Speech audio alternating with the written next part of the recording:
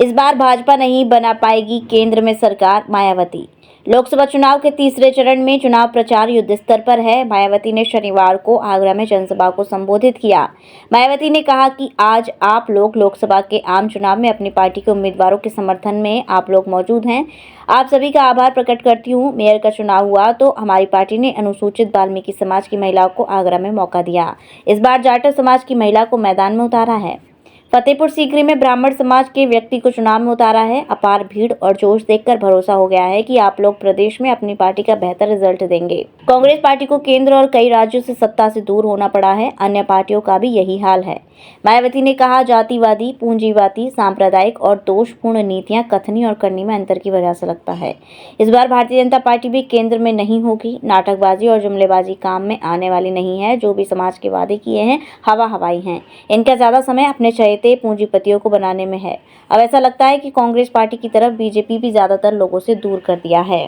दोनों पार्टियां SC, ST, OBC के आरक्षण के खिलाफ हैं। ये दोनों पार्टियां नहीं चाहती हैं SC, ST, OBC के वर्गों के लोगों को आरक्षण का पूरा लाभ मिले।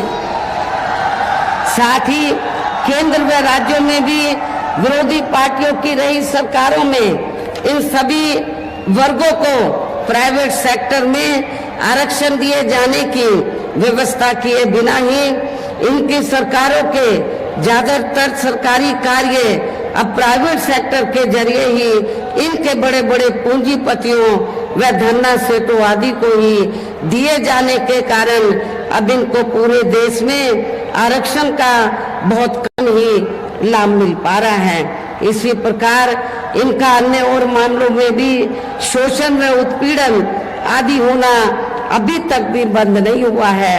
इसके साथ साथ मुस्लिम व अन्य धार्मिक अल्पसंख्यक समाज के लोगों की भी हालत हर स्तर पर या काफी ज्यादा खराब व दयनीय ही बनी हुई है। इतना ही नहीं बल्कि पिछले कुछ वर्षों से केंद्र व अधिकांश राज्यों में भी बीजेपी व RSS की सरकारों के चलते हुए अब इनका विकास व उत्थान आदि होना भी काफी हद तक बंद सा हो गया है। आए दिन इन पर खासकर आए दिन मुस्लिम व अन्य धार्मिक अल्पसंख्यक समाज के लोगों पर खासकर हिंदुत्व की आड़ में हो रही जुर्म जाति भी यहाँ काफी ज्यादा चरम सीमा पर पहुंच चुकी है। इसके साथ साथ अपर कास्ट समाज में से विशेषकर गरीब लोगों की भी हालत हमें कोई खास अच्छी नजर नहीं आती है।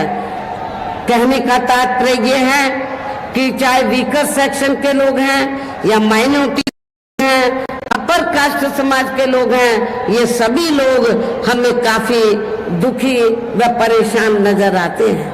हर मामले में व हर स्तर पर हमें काफी दुखी व परेशान नजर आते हैं। इनके गलत कृषि नीतियों के कारण किसान वर्ग भी आए दिन आंदोलित ही रहता है। साथ ही इनके गलत आर्थिक नीतियों की वजह से देश की अर्थव्यवस्था पर भी इसका काफी बुरा प्रभाव पड़ा है, जिससे यहाँ विशेषकर छोटे एवं मध्यम वर्गीय व्यापारी वर्ग भी काफी ज्यादा दुखी व परेशान हैं।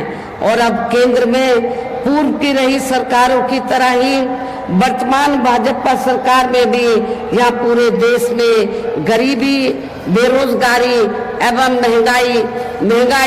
महंगाई आदि भी लगातार काफी ज्यादा बढ़ रही है। देश में हर स्तर पर फैला भ्रष्टाचार भी अभी तक खत्म नहीं हुआ है। साथ ही अपने देश की सीमाएं भी अभी तक पूरे तौर से सुरक्षित नहीं है। ये भी बड़ी चिंता की बात है। ऐसे में अब आप लोगों को देश में हो रहे लोकसभा आम चुनाव में बीजेपी, आप लोगों को आम चुनाव में कांग्रेस, बीजेपी व इनके सहयोगी पार्टियों को भी केंद्र की सत्ता में आने से जरूर रोकना है। जिनकी गलत नीतियों व गलत कार्य प्रणाली आदि को आप लोग काफी हद तक आजमा भी चुके हैं। ऐसी स्थिति में अब ये विरोधी पार्टियां इस चुनाव में भी किस्म किस्म के साम दाम दंड भेद आदि अनेकों हथकंडे इस्तेमाल करके केंद्र की सत्ता में आने की भी पूरी कोशिश में लगे हैं, जिनसे अपनी पार्टी के लोगों को हर स्तर पर काफी ज्यादा सावधान रहना है।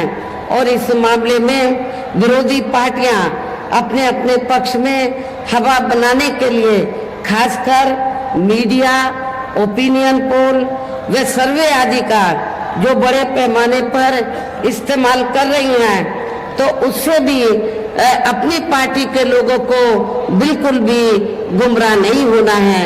इसके साथ ही विरोधी पार्टियों के विभिन्न रूपों में जारी किए गए इनके हवाई व प्रलोभन भरे चुनावी घोषणा पत्रों एवं वायदों आदि के बहकावे में भी वधू सूट और साड़ी एक ऐसा शोरूम जहां मिलते हैं आपको बेहतरीन डिजाइनर कपड़े जो चर्चित हैं।